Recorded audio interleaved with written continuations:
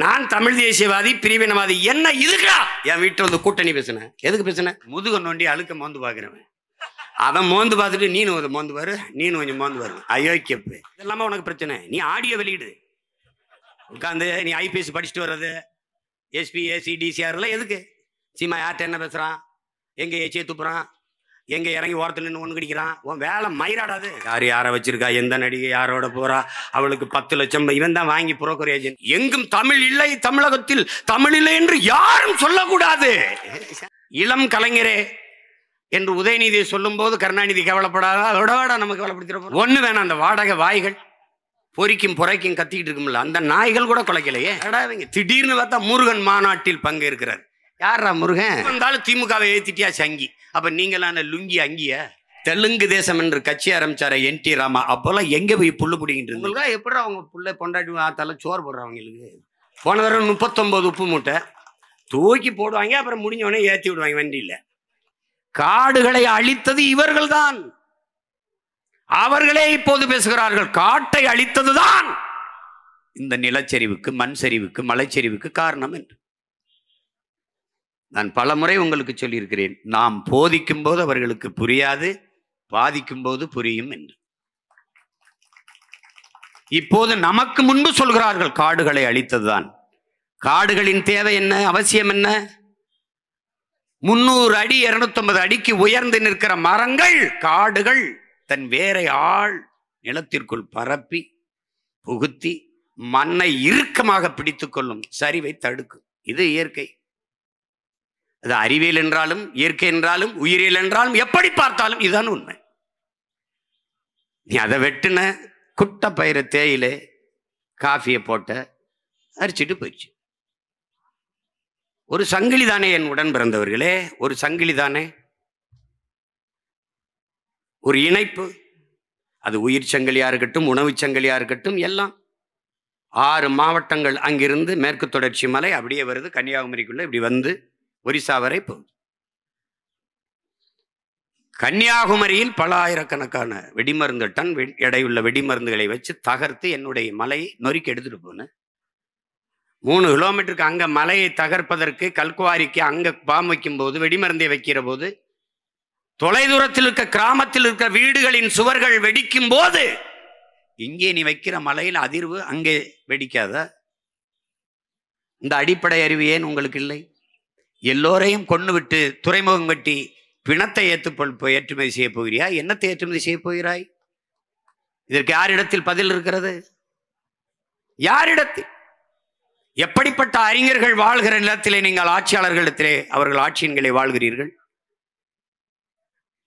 நீர் வழிந்து ஓடுகிற காவாய்கள், தாரைகள், அரிப்பு ஏற்படுது என்று இருபுறமும் கான்கிரீட் சுவர்கள், சிமெண்ட் செங்கலை வைத்து கற்களை வைத்து கட்டி எழுப்புவதை உலகத்தில் எந்த நாட்டில், எந்த நாட்டு அறிஞர் நீர் மேலாண்மையில் இதை செஞ்சிருக்கான் பார்த்துருக்க? உன் முன்னோர்கள் அப்படிதான் செஞ்சானா? கரையை அரிக்கிறது, மண்ணை அரித்து கொண்டு நீர் ஓடுகிறது என்றால் தடுப்பதற்கு இருக்கிற ஒரே வழி கரை நடுக, மரம் நடுக. இது அடிப்படை அறிவு. அதை செய்யாம காங்கிரீட் மதில் சுவர் இப்படி சிமெண்ட போட்டா இந்த இருவோரமும் கசிந்து கசிவுநீர் பாசனத்திற்கு பல லட்சம் ஏக்கர் காய்ந்து கிடக்கிறது. கசிவுநீர் பாசனம், வண்டு, மண்புழு, நண்டு, நத்தை எல்லாம், பாம்பு, எலி எல்லாம் அந்த தண்ணி போய் ஓரத்தில் போய் அந்த இதுல தான் வாழும். தவளை, மண்புழு, நண்டு, நத்தை, அவைதான் இந்த மண்ணை வளப்படுத்தும். நீ சிமெண்ட போட்டா எங்கடா போய் இது வாழும்? இங்க வாழும். இங்க பேசிட்டு இருந்த நம்ம அம்மா பேசினாங்கல்ல, பேராசிரியர் அம்மா தமிழ்ச்செல்வி, ஒரு ஏரியெல்லாம் ஆக்கிரமிச்சிட்டாங்க. நம்ம நின்று பேசுற இடமே ஏரிதானே தாயே. நீரின்றி அமையாது ஒழுக்கு என்று பாடியவனுக்கே கோட்டம் ஏரியை தூத்துட்டு தான் கட்டப்பட்டிருக்கு. இதுக்கு பேரு லேக் ஏரியா. ஏரி எங்கய்யா? அங்கிட்டு போறியா? அதுதான் பதில். இந்த பகுதிக்கு பேர் என்ன சொல்லு? லேக் எங்கடா? இதுதான். இது எங்க அப்பத்தா சொல்லும்ல, கால கொடுமையப்பா, வேற ஒன்னும் சொல்றதுக்கு இல்லை.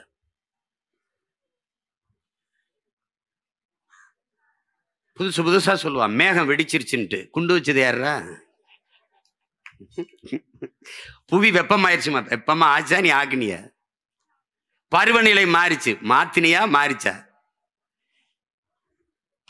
தம்பி நீ வசமா என்கிட்ட சிக்கிட்ட தம்பி. நீ என்னை தேடி வந்துதான் தீரணும், வழியே கிடையாது. நீயா புதுசா சிந்திச்சு பேசுற மாதிரி பேசுவ. நான் பேசினதுதான் பேசுவேன். என்கிட்ட உன்ட்ட அதிகாரம் இருக்கு, ஊடகம் இருக்கு. எப்படி இருக்கு பாரு. ஐயா ஸ்டாலின் அவர்கள் திடீர்னு பார்த்தா வணிகர்கள் ஒரு 5-6 பேரை உட்கார வச்சுட்டு, எங்கும் தமிழ் இல்லை, தமிழகத்தில் தமிழ் இல்லை என்று யாரும் சொல்லக்கூடாது. யாரோ சொல்றான். ஐயா நீங்க சொல்லல. நீங்க தெருவில் போகும்போது கண்ணை நல்லா மூடிக்கிட்டு குதிரைக்கு கடிவாளம் அப்படியே போறீங்க. தெருவில் இருபக்கம் பார்க்கல. எங்கும் தமிழ், எதிலும் தமிழ் முழக்கத்தை நீங்க முன்வைக்கல. திராவிடம் எங்க இது முன்வைக்க போறான்? முன்வைத்தது எங்கள் முன்னவர்கள். வீழ்வது நாமாக இருந்தாலும் வாழ்வது தமிழாக இருக்கட்டும், அதை முன்வைத்தது எங்கள் முன்னவர்கள். தமிழகத்தின் தமிழ் தெருவில் தமிழ், அதையும் முன்வைத்தது எங்கள் முன்னவர்கள். மணக்க வரும் தென்றலிலே குளிராயில்லை, தோப்பில் நிழலாயில்லை, தனி பெரிதாம் துன்பம் இது தமிழகத்தின் தமிழ் தெருவில் தமிழ்தான் இல்லை. இது எங்கள் தாத்தன் புரட்சி பாவலன். தாயை பழித்தவனை யார் தடுத்தாலும் விடாதே, தமிழை பழித்தவனை உன் தாயே தடுத்தாலும் விடாதேங்கிறான். இப்ப நாங்க என்ன செய்யலாம் நீங்க சொல்லுங்க. பேரு தமிழ்நாடு என் உடன் பிறந்தவர்களே, தமிழுக்கும் தமிழர்களுக்கும் இது சுடுகாடு. எங்க தமிழ் இருக்கு? எங்க தமிழ் இருக்கு? ஒண்ணு இல்ல. நீ எவ்வளவு பெரிய அறிவார்ந்த நாட்டுல வாழ்றாயின்னு மட்டும் பாரு. இந்த இடத்துல என்ன எழுதியிருக்கு பாரு, நடைபாதை நடப்பதற்கு. நடைபாதை நடப்பதற்கென்று கூட தெரியாத அடிப்படை அறிவில்லாத மக்களாக இந்த சமூகத்தை உருவாகிருக்கான். சூடு ஆறிடுச்சு. ஏன்னா நான் சூடாயிட்டதுனால இவனுக்கு முன்னாடி நம்ம சாதாரணம்னு அது ஆறிடுச்சு. சரி ஆயிடுச்சு. இதுதான் இவங்க. அந்த ஒரு நாள் அறிக்கை அது யாருக்காக விடப்பட்டதுன்னு உனக்கு தெரியும். அது தமிழ் இல்லைன்னு யாரும் சொல்லக்கூடாது. நீங்க உணரல. கடத்தெருவில் தமிழ் இல்லை, வீதியில தமிழ் இல்லை. தமிழை நேசிக்கிற பெருந்தகையே, சென்னை கடற்கரையில் சென்று பாருங்கள். நம்ம சென்னை என்று எழுதியிருக்கிறது. நம்ம சென்னை என்று எழுத்திருக்கிறது. என் தம்பி தங்கைகள் போனா பாருங்க. நம்ம தமிழ்ல இருக்கு. சென்னை எந்த மொழியில் எந்த எழுத்தில் இருக்குது? தமிழ் வாழ்க. திராவிட மாடல். திராவிடம் சமஸ்கிருதம், ஆங்கிலம் மாடல் இங்கிலீஷ், தமிழ் வாழ்க. இதாண்டா இவங்க ஆட்சி முறை. அது திடீர்னு ஐயா ரகுபதி அவர்களை பார்த்தில்ல, ஐயா பெரியார் அவர்கள் ராமரச்சர் பலடிச்சாரு, தீ வச்சு கொளுத்தினாரு, அதெல்லாம் ஒன்றும் சரி வரல. அவர் அசிங்கப்படுத்த முடியல. இது ராமர் ஆட்சி தான்ட்டாரு. செத்தான் ராமன். கதை முடிஞ்சு. இதை விட ராமரை இழிவாக ஒருத்தரும் சொல்ல முடியாது. இப்ப பெரியாரை விட பெரிய கலாக்காரர், பெரிய புரட்சியாளர், பெரிய சமூக சீர்திருத்தவாதி ஐயா ரகுபதி அவர்கள் தான்.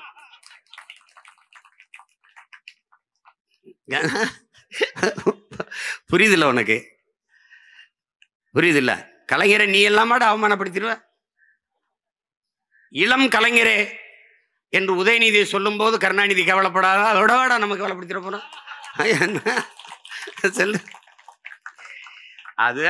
அது மாதிரி நீ ஒரு ராமரை ஒரு கற்பனை பண்ணி வச்சிருப்ப. நாங்கெல்லாம் படிக்கும்போது கடவுளின் ஆட்சி எப்படி இருக்கும்னு நினைப்ப. பசி இருக்காது, பஞ்சு இருக்காது, வறுமை ஏழ்மை இருக்காது, எல்லாருக்கும் உணவு கிடைக்கும், உடை கிடைக்கும், வாழ நல்ல வீடு இருக்கும், அங்க குற்றம் குறை இருக்காது, மது இருக்காது, கொலைசை நடக்காது, கற்பழிப்பு இருக்காது, இதெல்லாம் இருக்காதுன்னு நினைப்ப. நீ அப்படிதான் நினைப்ப. அந்த ஆட்சி நீட்சின்ட்டாரு. ஒரு வார்த்தை ஐயா ஸ்டாலின் அவர்கள் பேசல. இல்ல அப்படிலாம் இல்லையே. திராவிட முன்னேற்ற கழகத்துல ஒருத்தன், ஒரு தலைவர் பெருமக்கள் ஒண்ணு வேணாம். அந்த வாடகை வாய்கள் பொறிக்கும் புறைக்கும் கத்திக்கிட்டு இருக்கும்ல, அந்த நாய்கள் கூட கொலைக்கலையே. அது கூட கொலைக்கல. அவங்க வசதியா பேசுவாங்க, வசதிக்காக பேசுவாங்க. இது பேச வேண்டிய பொருள் இல்லை, அவங்க விட்டுருவாங்க. என்னடா இவங்க திடீர்னு பார்த்தா முருகன் மாநாட்டில் பங்கேற்கிறார். யாரா முருகன்? யாரு? புதுசா இப்பதான் அவங்க கட்சியில சேர்த்திருப்பார் போல் இருக்கு. அந்த மாநாட்டில் முருகன் யார் என்று ஐயா ஸ்டாலின் குறைஞ்சது 20 நிமிஷம் பேசணும். தாழ எழுதி வச்சு படிக்காம பேசணும். அருணகிரிநாதர் எழுத திருப்பூர் பத்தி திருநகை முத்து அதை பாடணும். பத்தி முத்து திருநகை பாட்ட பாடணும். வேணாவா என் மகன் பெரியவன் கூட வேணாம், மாவீரனை பாட வைக்கிறேன். அவன் திருவாசம் எனும் தீன் அவன் பாடுவான். நமச்சிவாய வாழ்க நாதன் தாழ் வாழ்க அவனா பாடுவான். குறுக்கணி பாண்டினா கோவப்பட்டுருவான். ஏய் நான் பாடு பேச சொல்லு பார்ப்போம். திடீர்னு முருகன் கண்ணுக்கு ஒருவரே, திடீர்னு நாங்கள் முருகன் எங்கள் மூதாதை முப்பாட்டன், அதுல அது கடவுளை முப்பாட்டன். கடவுள் என் பாட்டன் தாண்டா உங்களுக்கு கடவுளாயிருக்கான். நாங்கள் முருகனை தூக்கும் போது முருகன் என் இன முன்னோன் எங்கள் தமிழ் கடவுள் என்று நான் வேல்வேல் வெற்றிவேல் என்று வேலை தூக்குகிற போது விமர்சித்த பெருமக்கள் இதே முரசொலியில் என்னை திட்டி இழிவுபடுத்தி எழுதிய கட்டுரை, அங்கே இருக்கிற சோர பாண்டியர்கள் எங்களை பற்றி பேசியவர்கள், அவரெல்லாம் எங்க இதெல்லாம்? இப்ப என்ன வாயில என்ன இருக்குது? எலி பேஸ்ட் இருக்கா, ஃபெவிகால் இருக்கா, என்ன போட்டு ஒட்டி வச்சிருக்கீங்க? எதையும் பேசல. திடீரென்று முருகன் மேல உங்களுக்கு பாசம். நாங்கள் வேலை தடுத்தால் தமிழ்நாடு நாசமாயிரும், நீங்க வேலை எடுத்தால் எப்படி? இதே பிஜேபி வேலை தூக்குகிற போது பாராட்டி முரசொலியில் எழுதினீர்கள். அதே வேலை தூக்கி நாங்கள் திருமுருக பெருவிழா நடத்தும் போது விமர்சித்து எழுதினீர்கள். யார் பிஜேபி RSS தத்துவத்தின் அடிவரடிகள்? யார்? நீங்களா நாங்கள்? யார் வந்தாலும் திமுகவை ஏத்திட்டியா சங்கி. அப்ப நீங்களான லுங்கி அங்கிய? நீங்க யாரு? யாரு? யாரா நீ? யாரு சொல்லு. ராகுல் ஏதாவது கேள்வி கேளுங்களேன். மோடிக்கு ஆதரவாக பேசுகிறார். மோடியை எதிர்த்து பேசுறதா அப்ப ராகுலுக்கு ஆதரவாக பேசுறதா? சரி ஐயா, காலையில் எந்திரிச்சவனா அவன் விற்கிற போத பொருளை 1-2 இதை அடிச்சுட்டு தான் எந்திரிப்பாங்க போல் இருக்கு. என்ன தேவை எழுதி வைக்கிறது, பேசுறது, இதையெல்லாம் பேசு. திடீரென்று முருகன் உங்கள் கண்ணுக்கு தெரிய காரணம் என்ன சொல்லுங்க? என்ன அதை சரி பண்ணணும். ராமர் ஆட்சி இங்க சரி பண்ணியாச்சு, இந்துக்கள் வாக்க சரி பண்ணியாச்சு. நல்லா கவனிக்கணும். இப்போ முருகனை தூக்கிட்டு சீமான் திடுறான், நாம் தமிழர் திடுறான். அதை கொஞ்சம் சரி பண்ணு. அப்புறம் இஸ்லாமியர்களுக்கு அந்த சிறுபான்மை பிரிவில் ஏதாவது பொறுப்பை போடு. ஏன்னா இப்போ 26 நெருங்கிருச்சு, இன்னும் 17 மாசம் தான் இருக்கு. அவனுக்கு எதை பத்தியும் கவலை கிடையாது. அதை போடு போட்டு அவங்க. அப்புறம் யார் இருக்கிறா? ஜோ அருள் தந்தை இருக்காரு. அவர் என்ன பண்றாரு? அவர் லயல்ல வேலை செஞ்சாரு, புனித வளனார் ஜோசப் கல்லூரியில வேலை செஞ்சார். அவரை தூக்கி கிறிஸ்தவர் நலன் அங்க ஒரு பொறுப்பு போடு. ஓட்ட கரெக்ட் பண்றான் ராஜா. நீனும் தான் இருக்கியே.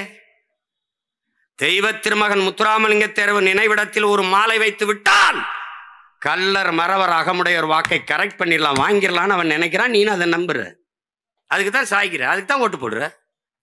ஏன் உன் பாட்டம் புலித்தேவனுக்கு அதே மாதிரி அதை தர்றதில்லை? ஏன் உன் பாட்டி வேலுநாச்சியாருக்கு தர்றதில்லை?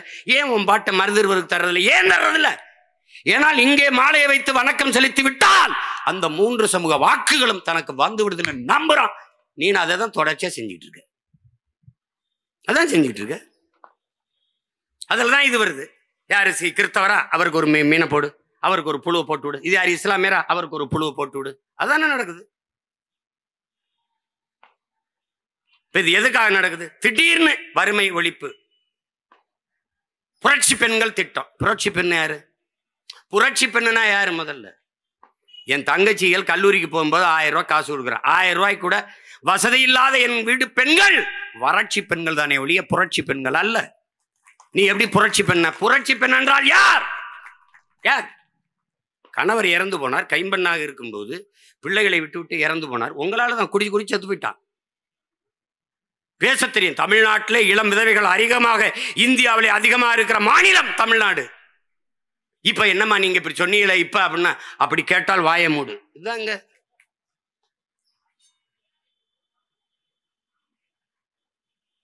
கணவனை இழந்து விட்ட பெண், அவள் தன் குடும்பத்தை காப்பாற்ற ஒரு வேலைக்கு போகணும், தையல் பயிற்சி எடுத்துக்கொண்டால், திறன் மேம்பாட்டு பயிற்சி எடுத்தால், ஒரு துணி ஆடை விற்பனையகத்துக்கு போனால், உணவகத்துக்கு போனால், வேலை செய்தால், வருவாய் ஈட்டி தன் குடும்பத்தை காத்தால், தற்சார்பு பொருளாதாரத்தில் தன்காலிலே நின்று தன் குடும்பத்தை காத்தால், இவள் புரட்சி பெண். இவள் புரட்சி பெண். கால் விபத்திலே இழந்து விட்டாலும் ஓட முடியல, பாரா ஒலிம்பிக்கிலே அது ஓடி தங்கத்தை வெல்றா, பதக்கத்தை வெல்றா என்று ஓடுகிறவள் புரட்சி பெண். எத்தனை புரட்சி பெண்கள் இந்த நிலத்தில. அதுக்கெல்லாம் அந்த பேரை வைக்கிறது இல்லை. இந்த புரட்சிங்கிற சொல்ல இவர்களால் தான் இழிவாய் போனது. அன்பு மக்களை, வரவெல்லாம் புரட்சி தலை, புரட்சி நடிகன், புரட்சி தளபதி, புரட்சி கிரட்சின்னு போட்டு புரட்சி வறட்சி சொல்லாக மாறிட்டது. இப்ப புரட்சிங்கிற சொல்ல உச்சரிக்கவே தடுமாற வேண்டியது. இது என்ன புரட்சி? என்ன புரட்சி? அப்படி ஏதாவது உருவாக்கியிருக்கா இந்த நாடு? பெண்கள் தங்களை தாங்களே தற்காத்துக் கொள்வதற்கு பொருளாதார மேம்பாட்டு திட்டங்களை தான் அறிவிச்சிருக்கா? தங்களை தாங்களை சார்ந்து வாழ்கிற தற்சார்பு பொருளாதார திட்டத்தை தான் அறிவிச்சிருக்கா? இல்ல. 1000 ரூபாய், ஏன் 1000? இளைய தலைமுறை பிள்ளைகளை தன் பக்கம் திருப்ப முடியல. கோட்பாடு செத்து போனது, தத்துவம் செத்து போனது, திராவிடம் தீந்து போயிட்டது. எங்க ஒரு தலைமுறை பள்ளி கல்லூரியில் படித்த தலைமுறை எல்லாம் தமிழ் தேசிய அரசியலை நோக்கி, சீமானை நோக்கி, புலிக்கொடியை தூக்கி ஓடி வருது. 35 லட்சம் 36 லட்சம் வாக்கா? அதுல குறைஞ்சது 30 லட்சம் வாக்கு இளைய தலைமுறை பிள்ளைகளின் வாக்கு என்பதை உங்களுக்கு மேசையில் இருக்கிற சர்வே புள்ளி விவரம் சொல்லு. அப்ப என்ன பண்ணலாம்? இந்த ஓட்டை எப்படி, இந்த வாக்கை எப்படி நமக்கா திருப்பலாம்? எப்படி ஓட்டை டைவர்ட் பண்ணலாம்? சீமான்கிட்ட போகாம எப்படி எடுக்கலாம் அப்படின்னா, படிக்கிற கல்லூரிக்கு போற பிள்ளைகளுக்கெல்லாம் 1000 கொடுத்துரு. ஓட்டுக்கு அந்த நேரத்தில் காசு கொடுக்கறதுக்கு பதிலா ஒவ்வொரு மாசமும் கொடுத்து சரி பண்ணிடு. எப்ப கொடுக்கறது? ரொம்ப முன்னாடி இருந்து கொடுத்தா நிறைய தொகை செலவு பண்ண வேண்டியது வரும். தேர்தலுக்கு 10-15 மாசம் இருக்கும்போது கொடுத்தால் இப்ப 450 கோடி கிட்ட செலவாகுது. எதுக்கு? தமிழ் புதல்வன் திட்டத்துக்கு. தமிழ் புதல்வன் யார்? தமிழ் புதல்வன் திராவிட மாடல் ஆட்சியில் திராவிட புதல்வன் ஏன் இல்லை? எங்கள் ஐயா நல்லகனுக்கு கொடுத்த விருதிலே திராவிடர் தகைசால் திராவிடர் ஏன் இல்லை? இலக்கிய செல்வர் குமரி ஆனந்தன் ஐயா அவர்களுக்கு கொடுக்க போற விருதிலே ஏன் தகைசால் திராவிடர் என்று இல்லை? தகைசால் தமிழர் யாரை ஏமாற்ற? இதை நாங்கள் பேசினால் இனச்சாவனிசம், இனவெறி, மொழி சாவனிசம், செப்பரேட்டிசம், பிரிவினவாதம். இதை ஏன் நீங்க இல்ல? திராவிட மாடல் ஆட்சி ஏன்? தமிழ் புதல்வன் அது ஏன் சொல்லுது? தமிழ் புதல்வன் திட்டம், திராவிட புதல்வன். சொல்லி பாரு, சொல்லி பாரு. திரும்பி கூட பார்க்க மாட்டான். கொடுமை. நாம் தமிழ் தேசியம் பேசும்போது பாரு, நம்ம தமிழ் தேசியம் பேசு பாசிசம், செப்பரேட்டிசம், சாவனிசம், இனவெறிய தூண்டுறோம், இன பாகுபாடு பேசுறோம், ஆன்டி நேஷனலிசம், தேச துரோகம், இதெல்லாம். ஆனால் நாம் சின்ன பிள்ளைகளாக கால் டபசர் போட்டு விவரம் தெரியாத காலத்திலே தெலுங்கு தேசம் என்று கட்சி ஆரம்பிச்சார NT ராமா. அப்போல்லாம் எங்க போய் புல்லு பிடிங்கிட்டு இருந்த? நீ எங்க போய் இருந்த? எங்களை பாசிஸ்ட், செப்பரேட்டிஸ்ட், இனவெறிகள், தேச துரோகிகள் என்று பேசுகிற இந்தியர் திராவிடர். இந்த திராவிட கட்சிகள், இந்த திமுக ஏன் சந்திரபாபு நாயுடு தெலுங்கு தேச கட்சியோட கூட்டணி வைத்தது? பதில் உண்டா? யார் சொல்லுவா? எங்களை பிரிவினவாதி, தேச துரோகிகள், செப்பரேட்டிஸ்ட் என்று பணி சொல்லுகிற பாரதிய ஜனதா எதற்காக தெலுங்கு தேசத்தோடு சந்திரபாபு நாயுடு அவர்களோட கூட்டணி வைத்து இப்ப பதவியில் இருக்கிறது? எதற்காக இருக்கிறது? நான் தமிழ் தேசியவாதி, பிரிவினவாதி. என்ன இதுக்கா என் வீட்டில் வந்து கூட்டணி பேசின? எதுக்கு பேசின? நீ உன்னோட கூட்டணி வந்தா எப்படி? உன்னோட வந்துடுறேன், உங்களோட கூட்டணி வந்துடுறேன். உங்க தலைவர் படத்துக்கு முன்னாடி என் தலைவர் படத்தை வச்சா நீங்க இருப்பீங்களா? எப்படி இருப்பிய? எப்படி இருக்கும் பாத்துக்க. தெரிச்சு ஓடிடுவிய, மேடையில உட்கார மாட்டீங்க.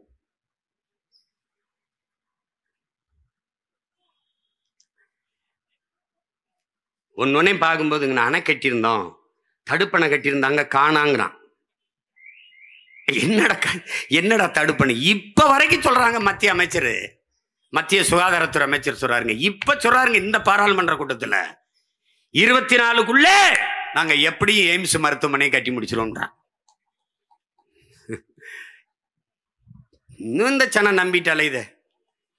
ஏற்கனவே ராமர் கோயில் நாங்க யாராவது இப்ப பிஜேபி ராமரை பத்தி ராமர் கோயிலை பத்தி, ஏன்னா இந்த ரகுபதி ஐயா ராமர் ஆட்சி தான் பேசினதுக்கு முதலில் கோபப்பட்டிருக்க வேண்டியது பிஜேபி காரர்கள் தான். இவ்வளவு கேவலமான ஆட்சியாடா ராமர் ஆட்சி? ஏண்டா கள்ளச்சாராயம் குடிச்சு சாகராடா ராமர் ஆட்சி? 6 வயசு குழந்தை வீட்டுக்குள்ள இருந்தால் வன்புணர்வு செய்து கொலை செய்யறான். 60 வயசு அம்மா தனியா இருந்தால் வன்புணர்வு செய்யறான். சாலையில போகும்போது தாலி அக்கிறான், தோட இருக்கிறான். இதெல்லாம் தான்டா ராமர் ஆட்சி. ஒருத்தன் பேசல. ஏன்? ராமருக்கு மார்க்கெட் இல்ல. எப்படி? தம்பி அகிலேஷ் யாதவ் முடிச்சிட்டான். அயோத்தியிலே பொது தொகுதியில தாழ்த்தப்பட்ட ஒருவரை போட்டு செருப்பை கட்டி நங்குன்னு அடிச்சு முடிச்சிருக்கான். இப்ப பேசுறது ராமரை பேச முடியாது. அந்த பிரச்சனை முற்றுப்பெற்று விட்டது. Problem solved. ராமருக்கு கோயில் கட்டிட்டு அங்க எல்லாம் குறுக்கல ஐயோ ஒழுகுதுங்க. இப்ப பாராளுமன்ற கட்டு என்னைக்காவது நீ மாணிக் தாகூர் விருதுநகருடைய பாராளுமன்ற உறுப்பினர் நாடாளுமன்றத்தில் பேசி நீ என்னைக்காவது பார்த்திருக்கிய? அவரையே பேச வச்ச பெருமை ஐயா மோடிக்கு தான் உண்டு. எப்படி பெற்றாரு தெரியுமா? பாராளுமன்றம் அவங்க பேசுற அப்படி என்னங்க மழை பெய்த பாராளுமன்றத்துக்குள்ள தண்ணி வருது ஒழுகுதுங்க அப்படின்னு. ராமர் கோயிலும் ஒழுகுது, அவர் கட்டின ராமர் கோயிலும் ஒழுகுது, நாடாளுமன்ற கட்டடமும் ஒழுகுது. அதை பற்றி கவலை இல்லை. மக்கள் அழுவதை பற்றியே கவலைப்படாத அவர்கள் கோயிலும் நாடாளுமன்ற கட்டிடமும் ஒழுகுவதை பற்றி எப்படி கவலைப்படுவாங்க? அதை பத்தி அவங்களுக்கு ஒரு கவலையும் கிடையாது.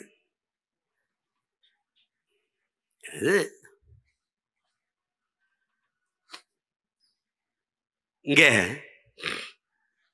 உங்களுக்கு ஒன்று சொல்லணும் பாரு. தம்பி துரைமுருகன் அவர்களுக்கு பிணை கேட்குறாங்க. இப்போல்லாம் மாவட்ட ஆட்சியர் சில நீதிபதிகள் எல்லாம் ஆளுகிற கட்சியின் மாவட்ட செயலாளர்கள் போலவே இயங்குறாங்க. அங்க ஒன்று என்ன இப்படி இப்படி பேசணும்? அப்படி எப்படி ஒரு முதலமைச்சர் ஐயா அது பேசலையா, அது பாட்டு எப்படி அது பாட்டு? ஆமா அந்த பாட்டை நான் கேட்டிருக்கீங்க இல்லையா? அது நாங்க எழுதலையா, நாங்க பாடலைங்க, நாங்க போடல, அது ஏற்கனவே இருந்த பாட்டு. ஆமா கேட்டிருக்கேன். அப்போ யூடியூப்ல உங்களுக்கு அதிக வியூவர்ஸ் வரணும்னு இதை பண்ண. யூடியூப்ல இல்லைங்க மேடு. அப்ப அதிக பார்வையாளர் வரணும்னா கடைசியா என்ன தெரியுமில்ல அவர் சொன்ன தீர்ப்பு? ஊழலை பத்தி பேசுங்க, ஊழலை பத்தி பேசுங்க, ஊழலை பத்தி நிறைய பேசுங்க. ஏன் கருணாநிதி பத்தி பேசுறோம்? ஊழலை பத்தி பேசுங்க. ஊழல் தான் நிறைய, அதனாலதான் ஏன் கருணாநிதி பத்தி பேசுறோம்? ஐயா மாண்புமிகு நீதிபதி ஐயா புகழேந்தி அவர்கள உங்ககிட்ட அன்பா நான் சொல்லிக்கிறேங்க இல்லைங்கய்யா. நீங்க அதனாலதான் பேசுறோம். திருவிளையாடல் படத்துல பாத்தீங்களா, பிரிக்க முடியாதது எதுவோ, பிரிக்க முடியாதது எதுவோ, அதுல பிரிக்க முடியாது எதுவோ சொல்லுவாங்கல்ல, வறுமையும் புலமையும். அதுபோல பிரிக்க முடியாது எதுவோ அரசியலிலே ஊழலும் ஐயா கருணாநிதியும் பிரிக்க முடியாது. இது தெரியாம நீ ஐயா எங்க பாட்டேன் சூரபத்ம, இன்னொரு பாட்டேன் முருகன் போய் எங்களுக்காக எங்க பங்காளிகளுக்குள்ள சண்டை தான். அதை பகைவன் எங்களை கொண்டு விட்டான். அதுல எங்க பாட்டி சூரபத்ம மனைவி போகாத போருக்குன்னு வீடு பரவாயில்ல. அவன் சொல்றான், முருகபிரானினுடைய வரலாறை எழுதும் போது இந்த சூரபத்மனை எழுதாமல் முருகனுடைய வரலாற்றை எழுத முடியாது இல்லையா? அது மாதிரி ஊழலை பற்றி பேசும்போது ஐயா கருணாநிதி பற்றி பேச முடியாது இல்லையா? அது மாதிரி ஒரு வரலாறு, ஒரு பெருமைதான், ஒரு பெருமைதான், பெருமைதான். இங்க இப்படி பாருங்க, அண்ணா பல்கலைக்கழகத்தில் இவங்களால கற்பனை செய்வாங்க அறப்போர் இயக்கம், அதை வெளியிடுது. அறப்போர் இயக்கத்தினுடைய உடன் பிறந்தார்கள் எல்லோருக்கும் என்னுடைய அன்பும் வாழ்த்துக்களும். அவங்க என்ன பண்றாங்கன்னா, தகவல் அறிவு உரிமை சட்டத்தில் கேட்குறாங்க, அவங்களுக்கு எப்படி இந்த ஐயா வந்ததுன்னு தெரியல. ஒரு துறையில் இப்படின்னா ஒவ்வொரு துறையும் எப்படி இருக்குன்னு யோசிச்சு பார்த்து. மொத்தம் 480 தனியார் அரசு பொறியியல் கல்லூரிகள், மொத்தம் 480. இதுல 52,500 பேராசிரியர் பெருமக்கள், 52,500. இதுல 224 தனியார் சுயநிதியில தன்னிதி, சுயநிதி அது சமஸ்கிருதம், நம்ம தன்னிதினே பேசுவோம், தன்னிதி கல்லூரிகள் 224. இதுல பாத்துக்கிறங்க, நல்லா கொஞ்சம் 353 ஆசிரியர் பெருமக்கள், 353 பேராசிரியர் பெருமக்கள் ஒரு இடத்திற்கு மேற்பட்ட இடங்களில் கல்லூரிகளில் பணி செய்வதாக காட்டப்பட்டது. ஒரு இடத்திற்கு மேற்பட்ட இடத்துல, நல்லா கொஞ்சம். இதுக்கப்புறம் ஒரு 5 பேராசிரியர் பெருமக்கள் 11 கல்லூரிகளில் முழு நேரமாக பணியாற்றுவதாக காட்டப்பட்டது. 5 பேராசிரியர்கள் முழு நேரமாக 11 கல்லூரிகள்.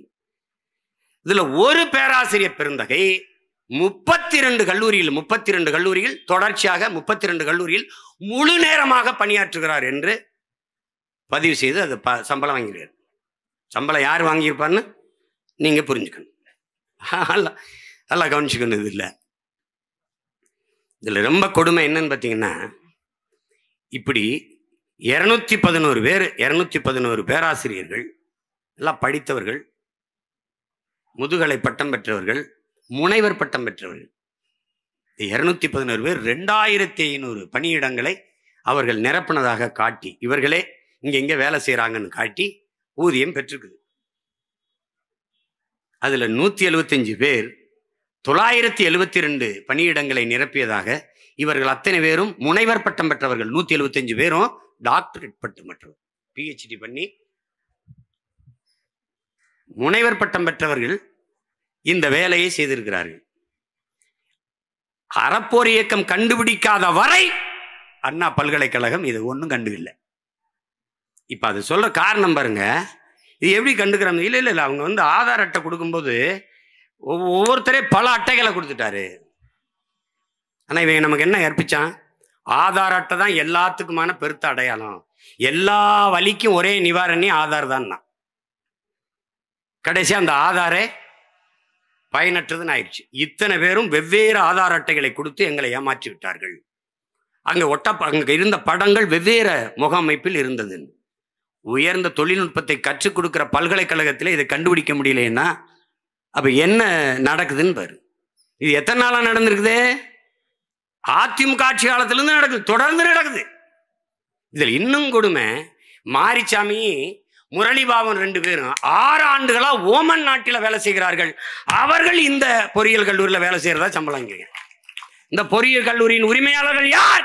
இன்றைக்கு அமைச்சரவையில் இருக்க பெருந்தகையில் ஐயா MRK பன்னீர்செல்வம், பெருமதிப்பிற்குரிய பெருந்தகை ஐயா துரைமுருகனுடைய கல்லூரி, நம்ம ஐயா சட்ட மேதை ராமராட்சி நீச்சி நாயகன் இருக்குதா, அவருடைய கற்பக விநாயகம், ஐயா துரைமுருகனுடைய கிங்ஸ்டன், எல்லாம் ஒரு தொலைக்காட்சி, ஒரு வலையொலி எவனும் வாயில அந்த 24 இந்த தமிழ் தொலைக்காட்சி ஒன்று மட்டும்தான் போடுது. 24/7 தமிழ். அதில் மட்டும்தான் ஒரு தம்பி பேசிட்டுருக்கான், அவர் ஏமாத்திருக்காரு, இவர் ஏமாத்திருக்காருன்னு. அவன் இருக்கானோ நாளைக்கு வேலையை விட்டு தூக்குறாங்களோ என்ன எளவோ. எவ்வளவு வசதியாக இதை பற்றி பேசாது ஒரு வலையொலி, ஒரு தொலைக்காட்சி பொது விவாதத்துக்கு எடுத்தது உண்டா? இதை விட கொடுமை இந்த நாட்டில் உண்டா? நீ இதெல்லாம உனக்கு பிரச்சனை. நீ ஆடியோ வெளியிடு, உட்காந்து நீ IPS படிச்சுட்டு வர்றது, SP AC DCR எதுக்கு?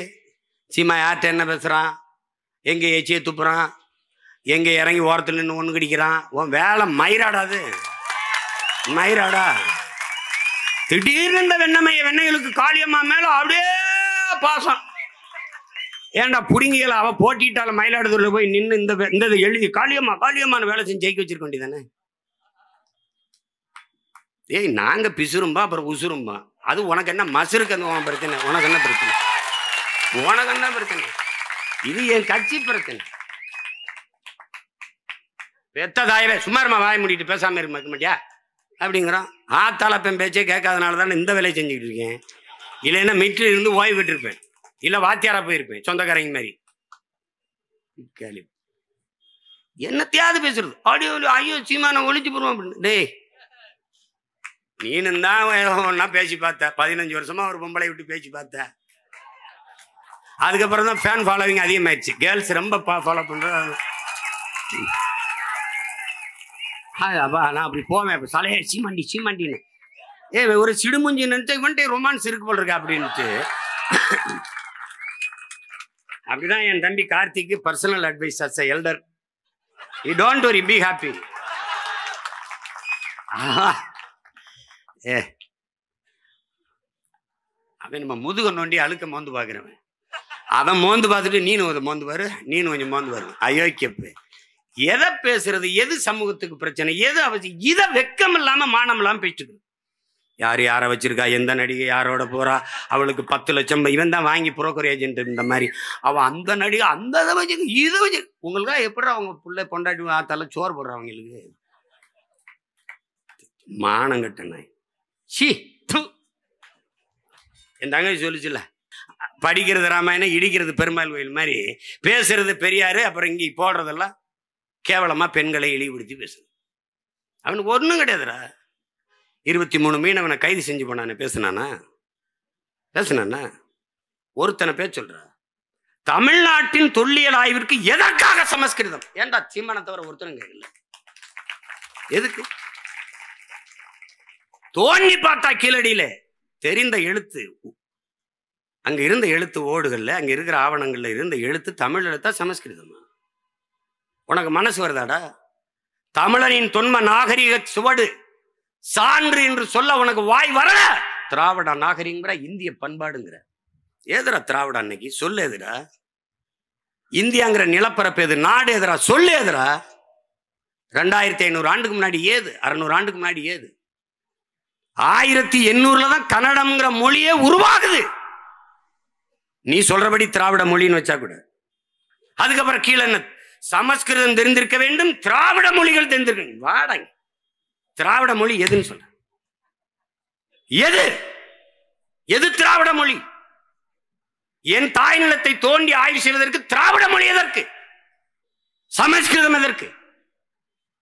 40 உப்பு மூட்டை அனுப்பியிருக்கியே பாராளுமன்றத்திற்கு, மானங்கட்டு. நீங்க போன தடவை 39 உப்பு மூட்டை தூக்கி போடுவாங்க, அப்புறம் முடிஞ்சவொடனே ஏற்றி விடுவாங்க. வண்டியில் ஏற்றி இறக்குறதா 5 வருஷம் போயிடுச்சு, இப்போ அதையும் ஏற்றி இறக்குவாங்க. எல்லாம் பேசுற, தமிழ் பேசுற, அது பேசுற, எல்லாம் பேசுற. இந்திய நாடாளுமன்ற கட்டடத்தின் முகப்பிலே சமஸ்கிருதத்தில், ஆங்கிலத்தில், இந்தியில் கல்வெட்டு இருக்கிறது. ஏன்? உலகத்தின் முதல் மொழி தமிழ், இந்திய மொழிகளின் தொன்மையை தமிழிலிருந்து அறியலாம் என்று பிரதமர் அவர்களே அவ்வளவு பேசினீங்களே, ஏன் என் தாய்மொழியில் அங்கு கல்வெட்டு இல்லை என்று ஒருத்தன் கேட்கல, சீமானை தவிர. ஏன் ஏன் கேட்கல? ஏன் கேட்கல? எவ்வளவு கொடுமை பேர். கேட்க மாட்டார்கள். அங்க எதுக்கு சமஸ்கிருதத்தில் கல்வெட்டு இருக்குது? அங்க எதுக்கு இங்கிலீஷ்ல இருக்குது, இந்தியில இருக்குது? வச்சுக்க, என் தாய்மொழியில் இருக்கணும்ல. உலக நாடுகள்லாம் போனா உலகத்தின் முதல் மொழி, மூத்த மொழி தமிழ், எங்கள் இந்தியாவில் இருப்பது பெருமை பேச தெரியுதில்ல. இந்திய மொழிகளின் தொன்மையை தமிழிலிருந்து அறியலாம் பேச தெரியுதில்ல.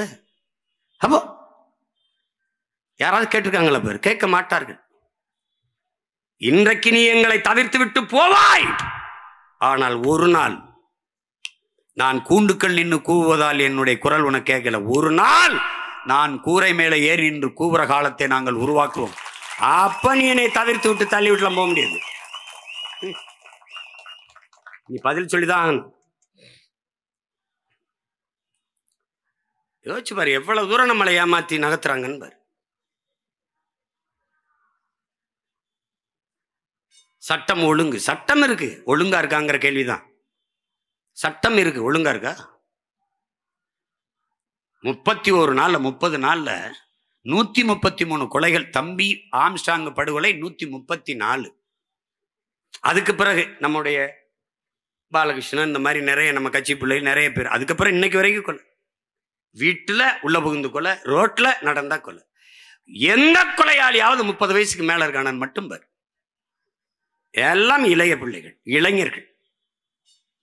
ஒரு உயிரை கொல்ல வேண்டும் என்கிற கொடிய சிந்தனை வருதுன்னா அவன் மனநிலை எப்படி தயாராயிருக்குன்னு பாரு. இந்த சமூகம் குற்ற சமூகமாக உருவாக்கப்பட்டு விட்டது. சிந்தனையின் விளைச்சலே, சமூகத்தின் விளைச்சலே சிந்தனை. சிந்தனையின் விளைபாடுதான், செயல்பாடுதான் இது போன்ற இழி செயல்கள். அப்ப என்ன சொல்றான் ரூசோ? என்ன சொல்றான்? நீ குற்றவாளியை பிடித்து தூக்கில் போடுவதை நிறுத்து, அவன் குற்றம் செய்வதற்கான காரணத்தை கண்டுபிடித்து அதை தூக்கில போடுன்றான். அப்ப ஒரு தலைமுறை எப்படி நீ உருவாக்கணும்? இது கொடிய செயல், இதை செய்யக்கூடாது என்கிற சிந்தனை உருவாக்கணும். அந்த எண்ணம் இருக்குமானால் அதை நீ என்கவுண்டர் பண்ணணும், சுட்டுக் கொள்ளணும், தூக்குல போடணும், சிறையில் போடணும். அப்படி நீ செய்யலையே. நிறைந்த போதையில் தான் அவர்கள் வெட்டுகிறார்கள். சான்று தம்பி ஆம்ஸ்ட்ராங்க சொல்லும் போது ஒரு பெரிய படையோடு இருப்பார். ஒரு மாநில கட்சியின், ஒரு இந்திய கட்சியின் மாநில தலைவர்.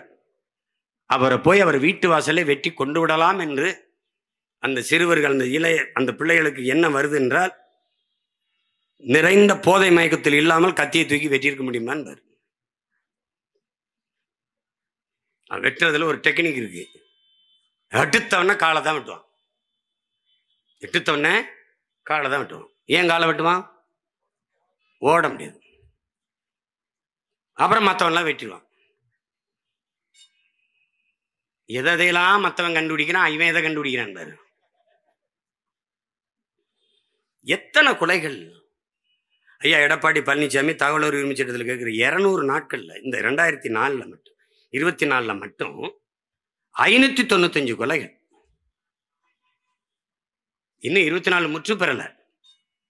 அதுக்குள்ளேயே 595 கொலைகள். அது கேளுங்க சட்ட அமைச்சர். அதுக்கு எப்படிங்க அரசாங்கம் பொறுப்பேற்பு? எதுக்கு தாங்க நீங்க பொறுப்பேற்பீங்க? கள்ளச்சாராய சாவுக்கு எல்லாரும் போய் பார்த்தீர்களே, ஏன் எங்க மீனவ மலைச்சாமி சாவுக்கு ஒரு முத்தம் கூட போய் பார்க்கல? ஏன்? அவன் போகும்போது அங்க தண்ணீருக்கு பதிலாக கள்ளச்சாராயத்தை ஒரு போத்தலை எடுத்துட்டு போய் குடிச்சிட்டு செத்து கரவதிங்கன்னு தானா ஒரு வேலை போய் பார்த்துருப்பானோ என்ன? ஆனாலும் நீங்க நம்பிட்டு இருக்கிறது ஒரு நாடு, இதுல ஒரு ஆட்சி நடக்குதுன்ட்டு. ஒரு கொடுமை. எனக்கு இல்ல, உனக்கு இல்ல, யாருக்கு பாதுகாப்பு இருக்கு சொல்லு? யாருக்கு பாதுகாப்பு இருக்குன்னு சொல்ற நீ? யாருக்கு இருக்கு? தங்கச்சி சொன்ன மாதிரி வழக்கறிஞருக்கு இல்ல. அவர் என்னவோ இருக்கட்டுப்பா. வெட்டி கொலை செய்வதே எப்படி இருக்கிறது? 40 வெட்டு 50 வெட்டுன்னா என்ன மனநிலையில் சக மனிதனை வெட்டுவான்? நான் அப்ப பயணம் போயிட்டு இருக்கும்போது எங்கள் ஊர் ராமநாதபுரத்தில் ஒரு விடுதியில் தங்கியிருந்த ஒரு பையன் வந்து என்னை பார்த்தான். சிறையிலிருந்து இப்போ தானே வந்தேன். என்னடா பண்ணேன்? ஒருத்தர் கொன்னுட்டேன். என்ன பண்ண? அதான ஒரு சின்ன பகையின கோபத்தில், இந்த சாதிய மயக்கத்தில் தான் நான் பண்ணிட்டேன்னே. என்ன பண்ணார்? அப்படி ஓடினாருன்னா தண்டவாளத்தில் ஓடிட்டே இருந்தார். அப்புறம் அவரை போய் விரட்டி விழுத்தாட்டி வெட்டினேன்னே. ரொம்ப மனசு இப்போ வலிக்கு. என்னென்ன சும்மா வெள்ளரிக்காயை வெட்டின மாதிரி சதக்கு சதக்குன்னு பழக்குதுண்ணே மனித சதை இப்படித்தானே அப்படின்னா. இதுதான் அது. என் தம்பி சொன்னது மாதிரி ஒரு குற்றவாளி போனால், கார்த்திக் சொன்னார் பாருங்க, குற்றவாளி போனால் அவருக்கு கொடும் தண்டனை இருக்குதுன்னே இல்லை. ஒவ்வொருத்தனும் 6 கொலை 7 கொலை 11 கொலை பண்ணியிருக்கான் திருநெல்வேலியில். 90 நாள் தான் வெளியில வந்துருவான். 90 நாள் தான். என்ன சாட்சி இருக்கணும்? இந்த நாடு ஒரு உயர்ந்த நீதியை வச்சிருக்கு. எந்த தவறும் செய், நீதி சான்று இல்லாம செய்யதான். சாட்சி இருக்கா கேட்கும், சான்று இருக்கா இல்ல ரிலீஸ். நீ எவ்வளவு வேணாலும் கொள்ளையடிச்சுக்கலாம், எத்தனை பேரையும் வன்புணர்வு செய்யலாம், எவ்வளவு வேணாலும் கொலை செய்யலாம், எவ்வளவு வேணாலும் ஊழல் லஞ்சம் பெறலாம். சாட்சி இருக்கா இல்ல விடுதலை. அப்படி என்ன பண்றான்? ஒரு 90 நாள் இருக்கான் அப்படியே ஜாலியா மாமியாருக்கு போன மாதிரி. யார் காசு? எவன் செத்தானோ அவன் ஆத்தாளப்ப அவன் சொந்தக்காரன் கொடுக்குற வரி காசெல்லாம் உள்ள உட்காந்து சாப்பிட்டு சீட்டாடிட்டு ஜெஸ் விளையாடிட்டு தாயக்கட்டை விளையாடிட்டு வெளியில வருவான். வந்து வேற அசைன்மெண்ட் போட்டு திருப்பி உள்ள போவான், போட்டு திருப்பி வருவான். கூலிக்கு வேலை செய்யலாம், கூலிக்கு கொலை செய்யலாமா என்று அறிவார்ந்த தமிழ் சமூக தம்பி தங்கைகள் சிந்திங்க. தண்ணீரால் நனைய வேண்டிய நம் தாய் நிலம் ஏன் ரத்தத்தாலும் கண்ணீராலும் நனைகிறது என்பதை சிந்திச்சு பாருங்க. ரொம்ப கொடுமை, ரொம்ப மோசமா போயிட்டு இருக்கு. கேட்டால் சட்டம் ஒழுங்கு சரியாக இருக்கு, சட்டத்தின் ஆட்சி இருக்குது. ஒரு கேவலம், கேவலம் சொன்னது கேவலம்னா அது இவன் எங்க திசை திருப்பாங்க. இப்போ இத்தனை பேர் மீனவ மக்கள் வந்து நம்ம மனு கொடுக்குறாங்க, அதான் நீ வர்றாரு. சீமான் எங்க போறார், யாரை சந்திக்கிறார்? நீங்க ஒண்ணும் இல்லைங்க, ரெட்ஃபிக்ஸ் அந்த உரிமையாளர் ஃபெலிக்ஸ் டெல்லியில் இருக்காருங்க, பிணை கேட்டு அவர் அணைச்சி வச்சிருந்தாரு. கொஞ்ச நேரம் அந்த அலைபேசியை தொடங்கிட்டாருங்க, ஏதோ தொடங்கிட்டார், மனைவி கிட்டே அட்டே பேச. அதை கண்டுபிடிச்சு இது டெல்லியில இருக்குன்னு போய் கைது பண்ணி கூட்டிட்டு வர்ற நீ. ஆம்ஸ்ட்ராங்க்கு 3 முறை எச்சரிச்சான் உன் உயிருக்கு அச்சுறுத்தல் இருக்குன்னு. அப்ப என்ன பாதுகாப்பு கொடுத்த? என்னை கூட தான் உலகம் புறா இருக்க மக்கள் என் சொந்த என் கட்சி பிள்ளைகள் உறவுகள்லாம் பாதுகாப்பாருங்கண்ணே பாதுகாப்பாருங்கண்ணேங்கிறாங்க. அது அவன் அதிகாரம் இல்லை, அது சொல்லலாம். நீ பாதுகாப்பு கொடுத்துருக்க வேண்டிய நீ எச்சரிச்சேன் அப்படின்னா அது என்ன மாதிரியான பணி? எப்படி பாருங்க, இப்போ வரைக்கும் குற்றவாளிகளை திரட்டி கொண்டு தான் இருக்கிறார்கள். இவர்கள் ஒரு முறையை வைத்திருக்கிறார்கள். தூத்துக்குடி துப்பாக்கி சூடா அருணா ஜெகதீசன் தலைமையிலே ஒரு விசாரணை கமிஷன், ஒரு குழு. இஸ்லாமிய சிறை கைதிகள் விடுதலையா ஆதி நாராயணன் தலைமையில் ஒரு குழு. தங்கச்சி ஸ்ரீமதி தற்கொலையா, அது கொலையா தற்கொலையா விசாரிக்க 2 நீதிபதிகள் தலைமையில் ஒரு குழு. அதுபோக சிபிசிஐடி விசாரணை. நல்ல படித்த என் தம்பி தங்கிகள் ஆழ்ந்த அறிவார்ந்து இதை சிந்திச்சுப்பாங்க. தங்கச்சி ஸ்ரீமதி இறந்துட்டார், இது உண்மை. அது தற்கொலையா கொலையா இது நமக்கு எழுகிற சந்தேகம். ஸ்ரீமதியின் கிராமம் சின்னது, அவ படித்த கல்லூரி பக்கத்தில். இதை விசாரிக்க எத்தனை காலம், எவ்வளவு நாட்கள் எடுத்துக்கொள்ளலாம்? அறிவார்ந்த பிள்ளைகள், தமிழ் சமூக சொந்தங்கள் சிந்திச்சுப்பாங்க. எத்தனை நாள் எடுத்துக்கலாம்?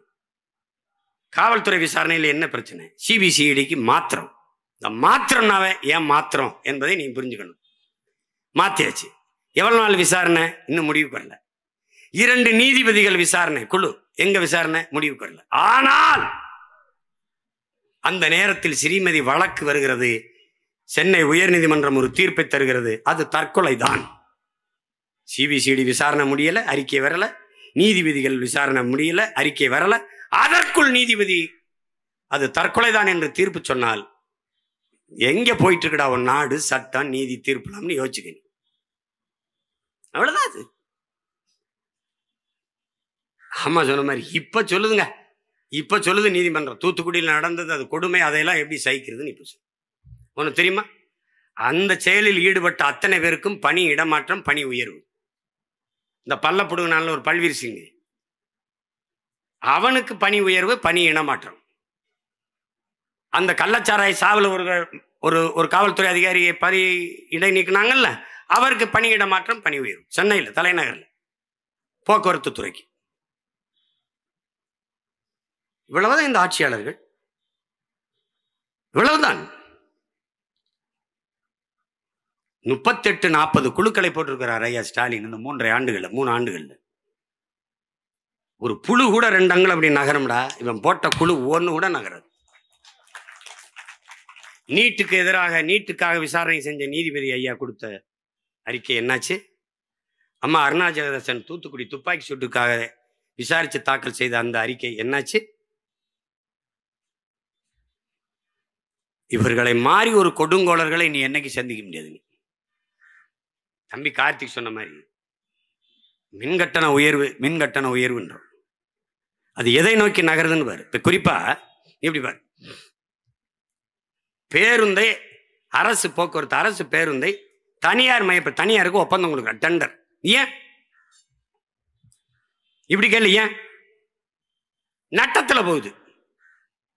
தனியார் எடுத்து என்ன பண்ணுவார்? அவர் லாபத்தில் இயக்கிடுவார். இது மாதிரி ஒரு வேலை திட்டத்தை எங்க பார்த்திருக்க? ஒரு ஒற்றை முதலாளி நட்டத்தில், இழப்பில் இருக்கிற போக்குவரத்தை எடுத்து லாபத்தில் நடத்திவிட முடியும். 8 கோடி மக்களால் நிறுவப்பட்ட அதிகாரத்தால், அரசால் அதை லாபகரமாக நடத்த முடியாது என்றால் யோசிச்சு. ஏன்னா தனியார் கொடுத்துடணும். தனியார் கொடுக்கும்போது என் மாணவ பிள்ளைகள் கொடுக்குற இலவச பஸ் பாஸ் இருக்குமா? எடுத்துருவியா? பெண்களுக்கு கொடுத்துருக்க இலவச கட்டணம் இருக்கு, அது இருக்குமா? எடுத்துருவில்ல. என்னுடைய அருமை சகோதரன்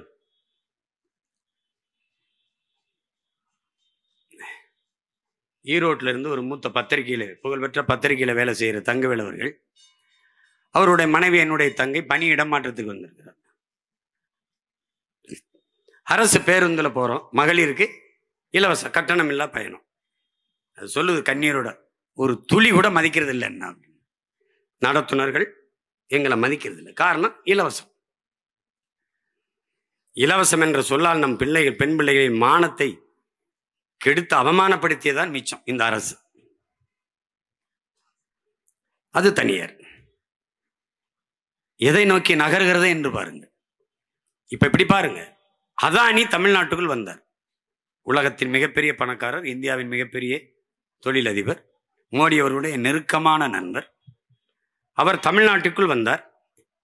யாரை சந்திக்க வந்தார், எங்கு வந்தார், எந்ததற்காக, யாரை என்ன நோக்கத்திற்காக சந்திக்க வந்தார்? இது ஏதாவது ஒரு அறிக்கை, ஒரு தகவல், ஒரு தொலைக்காட்சி பேசியது, வாடகை வாய்கள் பேசியது ஏதாவது இருக்கு?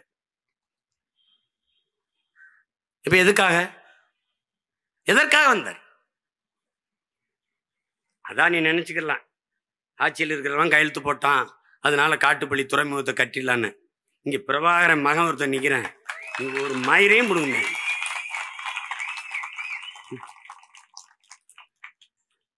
அதெல்லாம் போப்பா, அங்கிட்டு போப்பா. அது மீனவன் பிரச்சனை, அங்க இருக்கிற குடிகள் பிரச்சனை, அது என் நாட்டு பிரச்சனை, என் நிலம் சார்ந்த பிரச்சனை, என் இனம் சார்ந்த பிரச்சனை. இருக்கிற துறைமுகத்தில் என்ன பிரச்சனை? விளக்கு. இருக்கிற விண்ணூர்தி நிலையத்தில் மீனம்பாக்கத்தில் என்ன பிரச்சனை சொல்லு. அதுக்கப்புறம் நீ பறந்துருட்ட போ. எதற்காக வந்தார் அதை சொல்ல ஏன் இந்த அரசு தயங்குகிறது?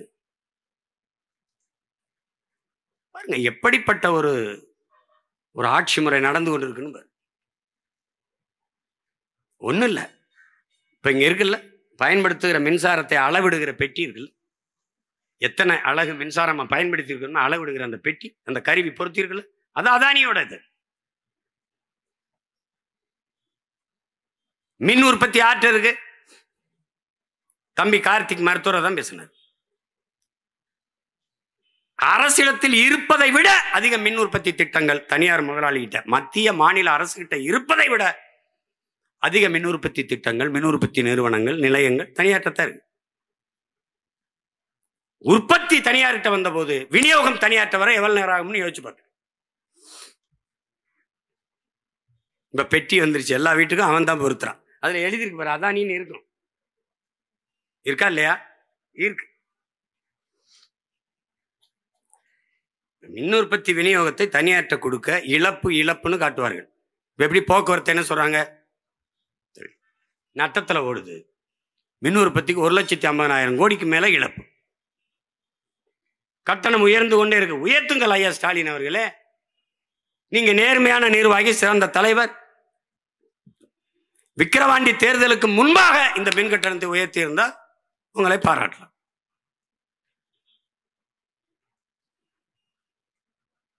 அந்த பாட்டை வச்சு ஓட்டிட்டாங்க ஒரு 10-15 நாள்.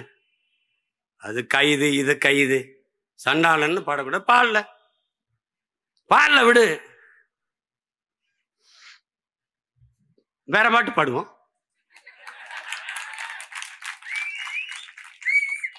கள்ளத்தனம் செய்யும் காதகன் கருணாநிதி பாடுவோம். கள்ளத்தனம் செய்யும் காதகன் கருணாநிதி, சதிகாரன் கருணாநிதி,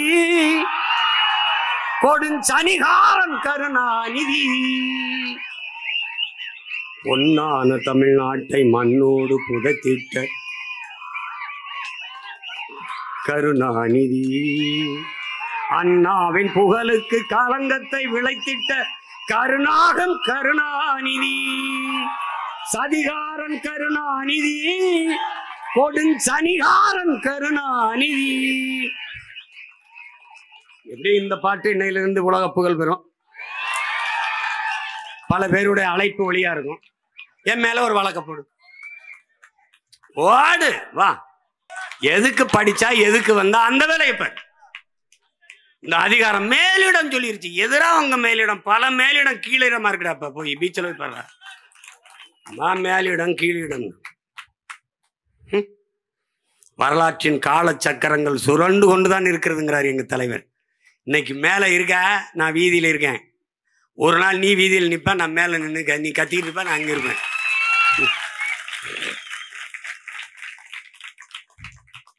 ஐயோ அப்படி பேசிட்டாரு. ஐயோ அவர் எவ்வளவு பெரிய புனிதர். அவர் எப்படி கட்டிய மனைவி தவிர வேறொரு பெண்ணின் நிழலை தொட்டறிய மாட்டார். தமிழ்நாட்டு பாட நூல்ல இருக்கு சண்டாளன்.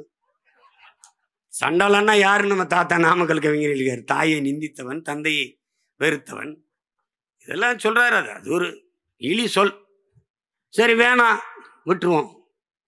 இன்னையிலிருந்து சண்டாளன்னு பாடாதீங்க, கொடுஞ்சனியன்னு பாடுங்க. பாடிட்டு போங்க. வேற ஏதாவது வரி வேணும்னா கேளுங்க, எழுதி அனுப்புறேன். நாட்டுக்கு இதெல்லாம் பிரச்சனைங்க, இவங்களுக்கு அதெல்லாம் பிரச்சனை. இந்த நாடு அனுபவிக்கிற பெரிய மீனவர் படுகொலை காரணமே இவங்க தாங்க. கச்சத்தீவை எடுத்து கொடுத்துட்டு கொடுத்தவன் காங்கிரஸுங்க, கொடுக்கும்போது கூட நின்று வேடிக்கை பார்த்தது திமுகங்க. 2 பேரும் கூட்டணி வச்சு ஓட்டை வாங்கிட்டு மஞ்சள் குளிச்சுட்டு இருக்கோம். 400 டிஎம்சி வந்துகிட்டு இருந்ததுங்க கர்நாடகாலேருந்து நமக்கு தண்ணீர். 400 டிஎம்சி. அது 10வது வழக்கு போட்ட பெருந்தகை ஐயா கருணாநிதி, அம்மையார் இந்திரா காந்தி பிரதமர். அப்போ 356 பயன்படுத்தி ஆட்சியை கலைச்சி விடுகிற ஒரு முறை இருந்தது. அதில் கலைச்சி விட்டுருவாங்கன்னு தான் கச்சத்தீவை கொடுக்க காத்துக்கிட்டு இருந்தார். பொறுமையாக இருந்தார். ஆண்டுதோறும் பல லட்சக்கணக்கான தொண்டனை கூட்டி மாநாடு போடுற நீங்கள் ஏன் கச்சத்தீவை கொடுக்கூடாதுன்னு ஒரு கூட்டம் போடல, ஒரு ஆர்ப்பாட்டம் போராட்டம் செய்யுது. அன்னைக்கு இந்திய நாடாளுமன்றத்துக்குள் பேசின ஒரே மானத்தமிழன் மரத்தமிழ் வீரன் எங்க தாத்தா மூக்கையத்தவர் மட்டும்தான். ஒருத்தனும் பேச. உங்க தந்தை இந்திய நிலப்பரப்பில் ஒரு பகுதியை எடுத்து சீனாவுக்கு கொடுத்து வரலாற்று பெரும் துரோகம் செய்தார். அதை போலவே நீங்கள் என்னுடைய தொகுதியான ராமநாதபுரத்துக்கு சொந்தமான கச்சத்தீவை எடுத்து கொடுத்து தமிழ்நாட்டிற்கு மிகப்பெரிய வரலாற்று துரோகத்தை செய்கிறீர்கள் இந்திரா காந்தி என்று பேசிய பெருமகன் நம்முடைய தாத்தா அவர்கள் தான். இதை என்ன பேசணும்? இன்னைக்கு ஒரு டிஎம்சிக்கு நம்ம முட்டிக்கால் போட வேண்டியது. இப்படி பெரும் வெள்ளம் பெஞ்சு பெருக்கெடுத்து ஓடினாலே ஒழிய நமக்கு தண்ணி தர தயாரான. நிதி ஆயோக்கு நிதி தரல, போகல. கோபம் நான் வரவேற்கிறேன், போகல. அந்த ஆண்மைத்தனத்தை, அந்த வீரத்தை, அந்த கோப உணர்வை, அந்த ஆத்திரத்தை நாங்கள் மதிக்கிறோம். நிதி தரவில்லை என்று கோபப்பட்டு நீங்கள் நிதி ஆயோக கூட்டத்துக்கு போவதை தவிர்த்த பெருந்தகையே, ஒரு சொட்டு நீர் தர முடியாது என்று சொல்லும்போது உன்னோட கூட்டுமில்லை, உனக்கு ஒரு சீட்டுமில்லை என்று கோவித்துக் கொண்டு இந்திய கூட்டணியிலிருந்து வெளியே வராது ஏன்? இதுக்கு பதில் உண்டா? யார் சொல்லுவா?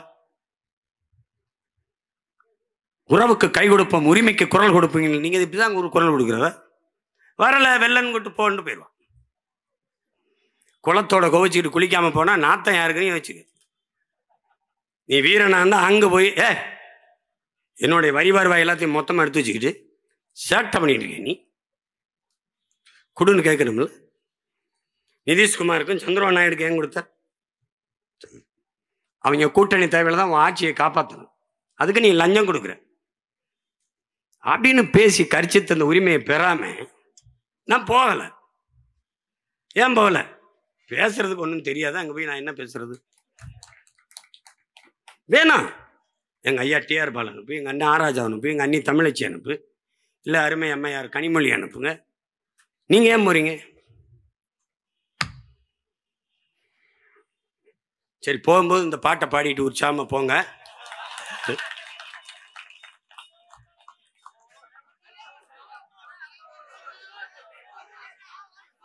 ஏடா இப்பவே ஹிட் ஆயிருச்சடா.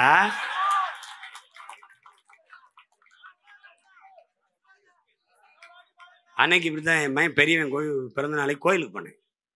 சிவன் கோயிலுக்கு கும்பிட்டு முருகன் கோயிலுக்கு போகலாம். அங்கே போனால் குறுக்கெல்லாம் கூடிட்டு ஐயா அந்த பாட்டை ஒரு தடவை பாடிட்டு போங்க.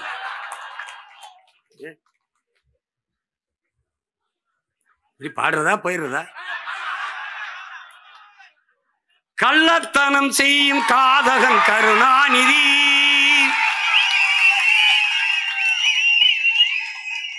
சதிகாரன் கருணாநிதி,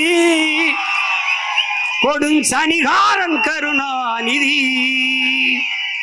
பொன்னான தமிழ்நாட்டை மண்ணோடு புதைத்திட்ட காரணம் கருணாநிதி, அண்ணாவின் புகழுக்கு கலங்கத்தை விளைத்திட்ட கருணாகம் கருணாநிதி, கொடுஞ்சதிகாரன் கருணாநிதி. இந்த சதியெல்லாம் மிதி மிதி என்று மிதித்து தகர்க்கிற ஒரு காலத்தை பிரபாகரன் பிள்ளைகள் உருவாக்கி கொண்டு வருகிறோம். 26 எங்களுடைய ஆட்டம் தொடக்கம். தமிழ்நாடு எங்கள் அதிகாரத்திற்குள் அடக்கம். புரட்சி எப்போதும் வெல்லும். நமது பற்றி அதை சொல்லும். நாம் தமிழ்.